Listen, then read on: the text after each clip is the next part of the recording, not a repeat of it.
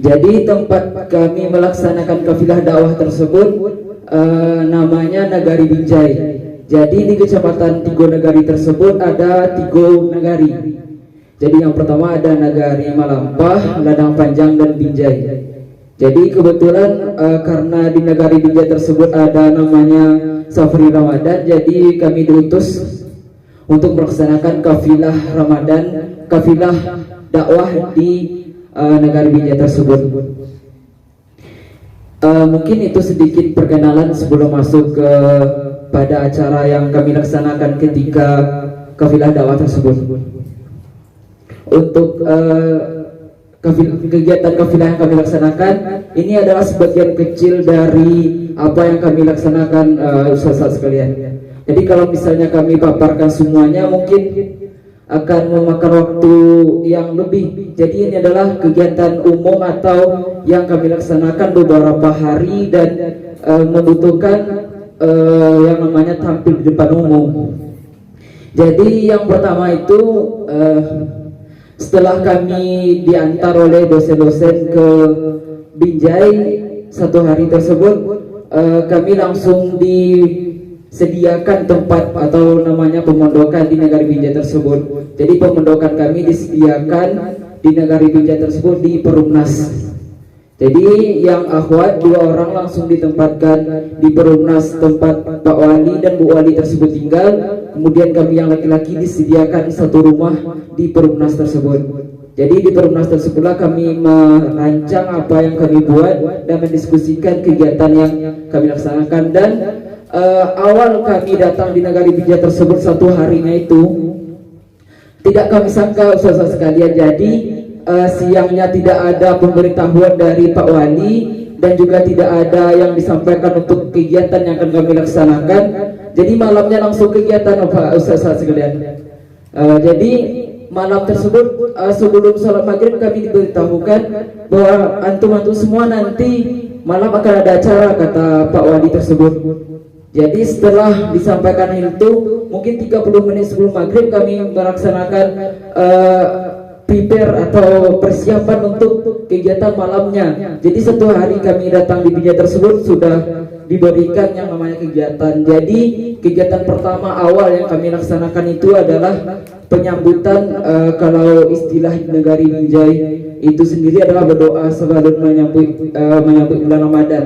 Jadi kami ditempatkan di salah satu musola, malamnya itu satu hari pas. Jadi malam setelah kami datang di Binjai, langsung kami di situ diberikan kesempatan untuk sebagai ceramah dan juga ada yang ngaji, ada juga yang moderator. Jadi langsung malamnya kami terjun untuk melaksanakan kegiatan dakwah tersebut. Jadi kegiatan besar yang kami laksanakan yang awalnya itu sebelum Ramadan adalah khatam Al-Quran. Khatam Al-Quran ini kami laksanakan di TPQ Nurul Hidayah. Jadi di TPQ Nurul Hidayah ini Ustaz dan teman-teman semuanya belum pernah yang namanya melaksanakan khatam Al-Quran. Jadi kami ditunjuk sebagai panitia, sebagai juri dan juga yang berperan utama di dalam kegiatan ini. Jadi di sini kami yang merancang semuanya bagaimana proses jalan kegiatan khatam Al-Quran tersebut, dan ini yang khatam pertamanya. Jadi kegiatan ini kami laksanakan paginya adalah kegiatan khatam anak-anak TPQ tersebut, kemudian siangnya kami laksanakan namanya lomba tahfiz. Jadi anak-anak yang khatam itu melaksanakan namanya lomba tahfiz. Jadi di situ kami ditunjuk juga sebagai MC, sebagai juri dan juga panitia kegiatannya. Itu adalah acara pertama sebelum bulan Ramadan masuk. Kemudian setelah itu masuk bulan Ramadan, kegiatan yang kami laksanakan, kegiatan utamanya itu adalah Safari Ramadan. Jadi dalam kegiatan ini ustaz-ustaz dan juga hadirin, kami ikut mensukseskan kegiatan Safari Ramadan ini. Jadi Safari Ramadan dilaksanakan selama 6 malam, Ustaz. Selama 6 malam. Jadi di Nagari Binjai tersebut berpindah-pindah, mulai dari satu musola, satu malam ini di musola Kampung A, kemudian malam kedua dilanjutkan lagi.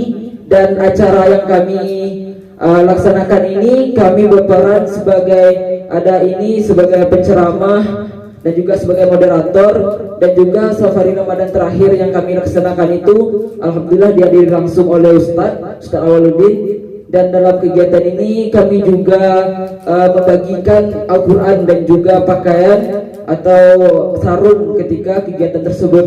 Jadi ini adalah penyerahan secara simbolis dari kami dan juga pemerintah negari Binjai untuk pengurus musola yang kami datangi ketika safari Ramadan tersebut. Ini adalah kegiatan yang kami laksanakan selama 6 malam. Kemudian selanjutnya acara yang kami laksanakan itu adalah kultum. Jadi mungkin kultum Ustaz dan teman-teman mungkin sudah tahu, yaitu pengajian-pengajian yang disampaikan oleh Ustaz, dan alhamdulillah dalam bulan Ramadan tersebut kami diberikan juga kesempatan untuk melaksanakan kultum di Masjid Nurul Huda. Jadi Masjid Nurul Huda tersebut adalah masjid raya yang ada di negari Binjai tersebut, tepatnya di Kampung Padang Sawah, dan kami di situ diberikan kesempatan dan juga dijadwal oleh pengurus masjid selang-seling. Jadi hari pertama itu diisi oleh kami, kemudian hari keduanya ustadz yang ada di negari tersebut, dan begitu seterusnya sampai hari pertengahan bulan Ramadan. Itu adalah kultum yang kami laksanakan ketika bulan Ramadan. Kemudian acara selanjutnya itu adalah bakti sosial. Jadi bakti sosial ini kami laksanakan untuk membersihkan pekarangan pemondokan dan juga musola yang kami laksanakan kegiatan kultum ataupun di salah satu musola tempat teman kami itu di negari Melampah juga ada, kemudian negari Ledang Panjang dan juga di negari Binjai tersebut. Jadi kegiatan bakti sosial ini kami laksanakan beberapa hari, dan kegiatan ini juga kami beritahukan kepada pengurus tersebut, dan kami juga menempelkan brosur atau pamflet yang diberikan oleh Ustadz tentang Akademi Dakwah Indonesia tersebut di tempat kami melaksanakan bakti sosial tersebut. Untuk kegiatan selanjutnya yaitu pesantren Ramadan. Jadi yang awal tadi safari Ramadan, kemudian yang kedua ini pesantren Ramadan. Jadi pesantren Ramadan ini skalanya adalah pendidikan, Ustaz. Jadi pendidikan yang kami laksanakan itu di SMA Negeri 1 Tigonegari. Jadi di SMA tersebut kami juga bekerja sama dengan guru-guru, dan juga kami sudah menghubung kepala sekolahnya, dan juga kami mensosialisasikan di tempat kami melaksanakan pesantren Ramadan ini. Jadi di pesantren Ramadan ini yang pertama kami laksanakan itu di sini adalah mengajarkan Al-Quran kepada anak-anak SMA. Jadi faktanya Ustaz, di SMA tersebut masih ada siswa-siswi yang masih Iqra, dan juga siswa-siswinya belum bisa mengenal huruf hijaiyah. Jadi itulah yang kami laksanakan di pesantren Ramadan. Kemudian dan juga di sini yang akhwatnya ditunjuk sebagai MC pada kegiatan lomba yang dilaksanakan SMA tersebut. Di sampingnya itu kami ditunjuk untuk mengisi sebagai penyampai materi untuk pemandu sholat jenazah. Jadi itu adalah mulai dari kelas 10, 11, jadi ganti-gantian shiftnya, dan kami menyampaikan materi sholat jenazah di SMA tersebut. Itu adalah di bagian pendidikan. Kemudian acara yang kami laksanakan selanjutnya adalah Semarak Ramadan. Jadi ada 3 Ustaz. Yang pertama safari Ramadan, kemudian pesantren Ramadan, dan juga ketiga Semarak Ramadan. Jadi di Semarak Ramadan ini kami namakan 2. Kenapa 2? Karena tahun dulu ada juga mahasiswi yang terjun ke Pasaman dan juga telah melaksanakan Semarak Ramadan yang pertama. Jadi Semarak Ramadan kedua ini juga kami ikuti ketika kafilah dakwah. Jadi di Semarak Ramadan ini dilaksanakan oleh komunitas remaja yang ada di Kecamatan Tigonegari. Karena mereka menganggap kami melaksanakan KKN, jadi kami dipanggil untuk mengikuti acara ini, dan di dalam acara ini kami juga ditunjuk sebagai juri, MC, dan juga alhamdulillah kami dapat berfoto bersama dengan Bapak Wakil Bupati Pasaman, karena beliau yang membuka langsung kegiatan Semarak Ramadan 2 tersebut. Kemudian acara selanjutnya yang kami laksanakan adalah trauma healing. Jadi trauma healing ini adalah proses pemulihan, teman-teman, pemulihan dari yang terjadi di Negari Malampah. Jadi Negari Malampah tersebut seperti yang kita ketahui telah terjadi musibah gempa yang disertai banjir bandang. Kemudian karena di Kecamatan Tigonagari tersebut diutus juga mahasiswa dari STID Muhammad Nasir. Jadi kami juga bekerja sama dengan beliau-beliau ini.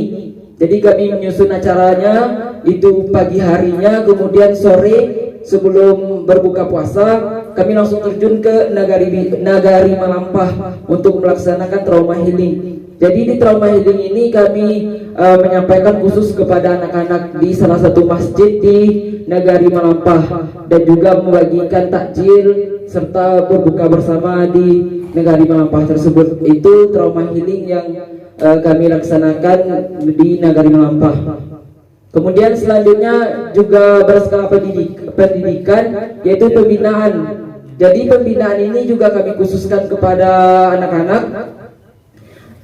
Pembinaan ini kami ajarkan yang pertama adalah tentang Al-Quran dan juga tentang ilmu pengetahuan.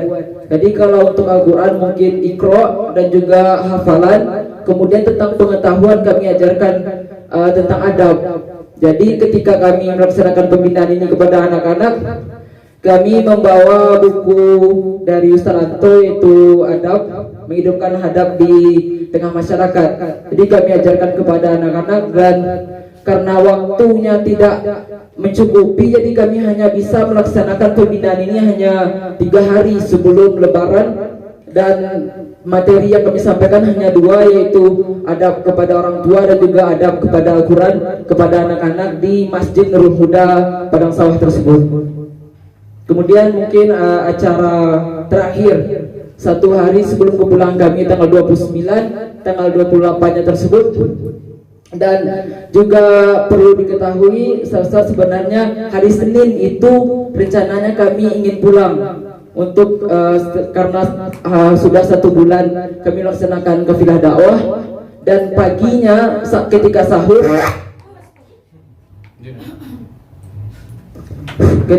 sahur Pak Wadi langsung menyampaikan nanti tanggal 28 kalian akan melaksanakan yang namanya MTQ di Nagari Binjai ini. Jadi tidak jadi kami pulang hari Senin tersebut, diundur.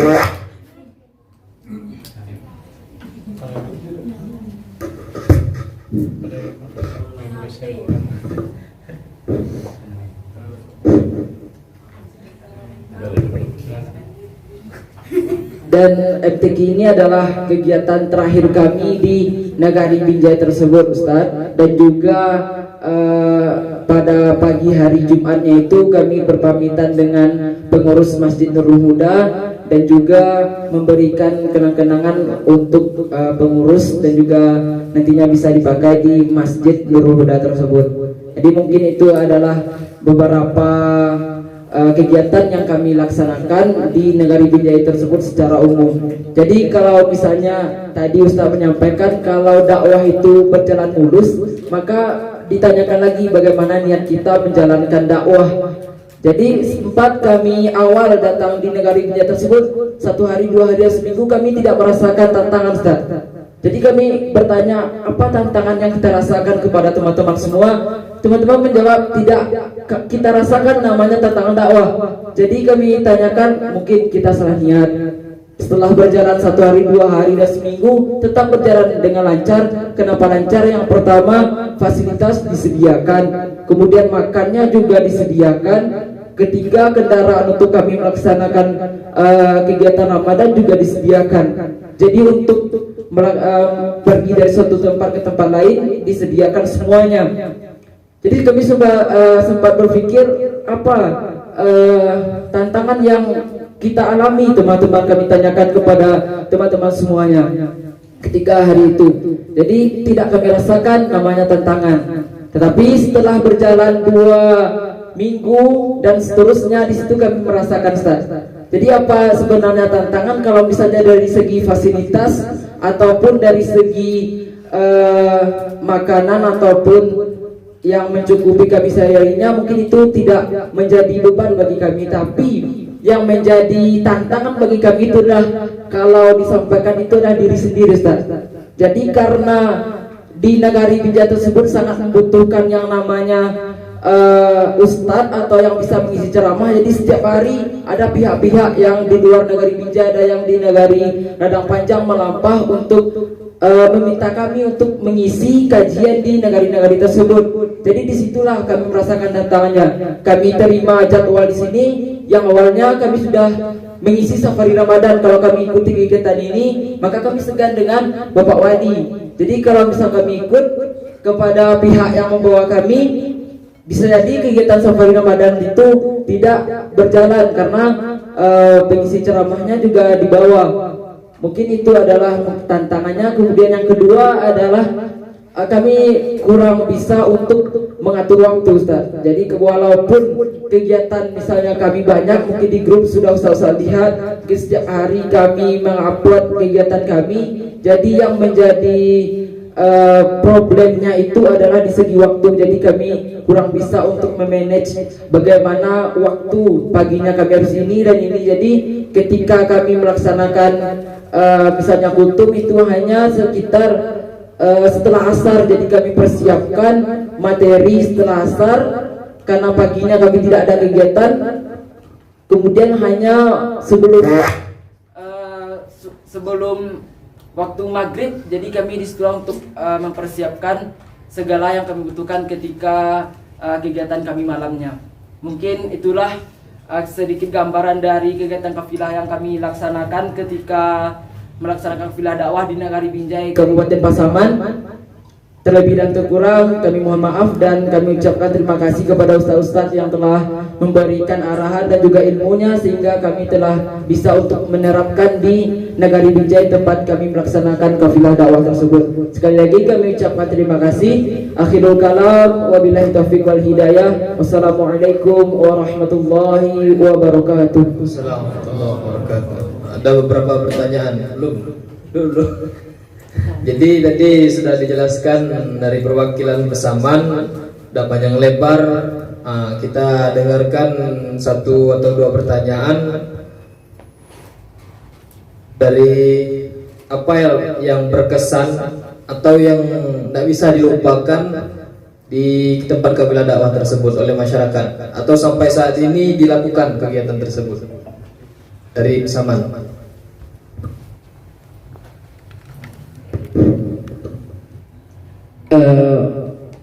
Kalau untuk hal yang berkesan yang masih dilaksanakan di tempat kami melaksanakan kafilah dakwah tersebut, mungkin itu adalah di musola tempat kami musola di Perumnas tersebut. Jadi di musola Perumnas itu awalnya tidak diadakan yang namanya kegiatan untuk mengajarkan Al-Quran kepada anak-anak di sekitar Perumnas tempat pemondokan kami tersebut. Jadi mulai beberapa hari setelah bulan Ramadan, jadi kami juga berinisiatif kepada masyarakat di situ untuk mengadakan yang namanya untuk pengajaran Al-Quran kepada anak-anak yang sebelumnya sempat tertunda, sebelumnya belum dilaksanakan oleh pengurus musola Perumnas itu. Jadi kalau untuk hal berkesan itu, kemudian yang kedua adalah dari Bapak Wali Nagari sendiri. Jadi Bapak Wali Nagari tersebut kalau untuk urusan agama, kalau untuk urusan dakwah, jadi beliau sangat mendukung sekali. Dan beliau juga benar yang sampaikan Ustaz tadi bahwa untuk tahun depannya beliau ini juga meminta untuk ada lagi dari kafilah dakwah ini untuk mempersamai kegiatan beliau untuk kegiatan kafilah dakwah selanjutnya. Sekarang berarti kegiatan tersebut masih berjalan berarti? Benar. Jadi untuk tahun depannya mungkin nanti kami juga telah bertukar nomor. Jadi untuk kegiatan selanjutnya nanti beliau juga akan menghubungi kami. Kemudian tadi kan antum menjelaskan dari masalah ceramah malahan tidak terisi, ada yang nggak terisi sampai penuh jadwalnya. Nah, jadi dalam ceramah tersebut ada nggak pertanyaan dari masyarakat yang tidak bisa dijawab? Kalau pertanyaan pernah Bang. Pernah ketika kami melaksanakan safari Ramadan bersama forum mahasiswa Tigo Negari itu, ketika jadi safari Ramadan ini dibagi dua juga Bang. Ada safari Ramadan dari pemerintahan Negari Binjai dan juga ada dari forum mahasiswa Tigo Negari tersebut atau Formatik. Jadi ketika kami melaksanakan safari Ramadan bersama forum mahasiswa di Negari Binjai itu, tepatnya di Kampung Terantang Tunggang, itu baru pertama kali Bang kami mendapatkan pertanyaan ketika mengisi kajian. Jadi pertanyaannya itu adalah dari remaja kalau nggak salah. Dia menyampaikan pertanyaan seperti ini. Pertanyaannya itu adalah, apakah ayah Nabi di neraka atau di surga sekarang? Lalu bagaimana solusinya?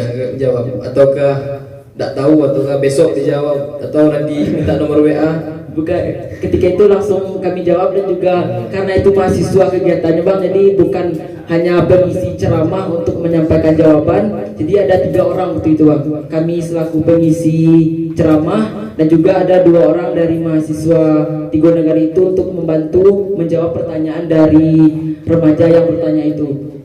Jadi ada 2 pertanyaan. Pertanyaan pertama itu tentang di mana ayah Nabi sekarang, di surga atau neraka. Kemudian yang kedua ada juga dari akhwat yang perempuannya itu bertanya, kemana kemana jasad orang yang setelah meninggal itu, betul. Sekarang di mana katanya. Nah, itu adalah 2 pertanyaan. Jawabannya apa jadi? Jadi kami kalau pengisi ceramah menjawab pada saat itu dari kami kafilah dakwah, kami menjawab pertanyaan yang pertama tadi, di mana ayah Nabi. Jadi kami menjawab itu pada zaman dahulu, kata kami, bahwa ada kekosongan zaman Nabi, kata kami Bang. Jadi tidak ada pada saat itu yang menyampaikan risalah dakwah. Jadi belum sampai kepada ayah-ayah Nabi ataupun kepada masyarakat pada waktu itu, penceramah-penceramah seperti sekarang. Jadi belum sampai yang namanya kajian agama ataupun hal-hal yang berbau keagamaan. Jadi kalau ditanya surga dan nerakanya ayah Nabi itu wallahu alam, dan juga kami sampaikan kepada dia yang bertanya itu, kalau bertanya, kata kami, itu coba untuk bertanya untuk menambah keimanan kita kepada Allah Subhanahu wa taala, kata kami. Kalau pertanyaan seperti ini bukannya menambah keimanan tapi malah menambah pertanyaan selanjutnya, kata kami. Jadi juga kami sampaikan hal itu untuk menyanggah dari apa yang disampaikan oleh yang bertanya itu. Kemudian terakhir, apa kesan-pesan untuk temannya, untuk kemungkinan ada kesempatan untuk berdakwah selanjutnya? Pesan-pesan untuk kawan-kawannya. Pesan dan pesan yang mungkin kami sampaikan, saya yang mewakili teman-teman mungkin dari kafilah dakwah Pasaman, itu adalah bagaimana nantinya kita mengatur waktu. Ini waktu, masalah yang paling utama itu menurut kami itu adalah waktu. Jadi kalau dari segi materi ataupun hal-hal yang lain mungkin itu bisa diatur. Jadi karena waktu ini, memanajemen waktu untuk kegiatan yang akan kita laksanakan bagaimana. Jadi waktu dan juga nanti susunan acara yang akan kita laksanakan apa, walaupun yang kita laksanakan itu banyak yang diberikan oleh pemerintahan ataupun orang-orang yang bersangkutan. Ketika kita melaksanakan dakwah mungkin nanti banyak, bisa sebenarnya kita laksanakan Bang, dengan kita memberikan panduan kegiatan yang kita laksanakan dan juga bagaimana mengatur waktunya. Jadi pesannya mungkin nantinya ketika dakwah selanjutnya di waktu ini Bang, untuk memaksimalkan lagi bagaimana waktu untuk kegiatan dakwah itu.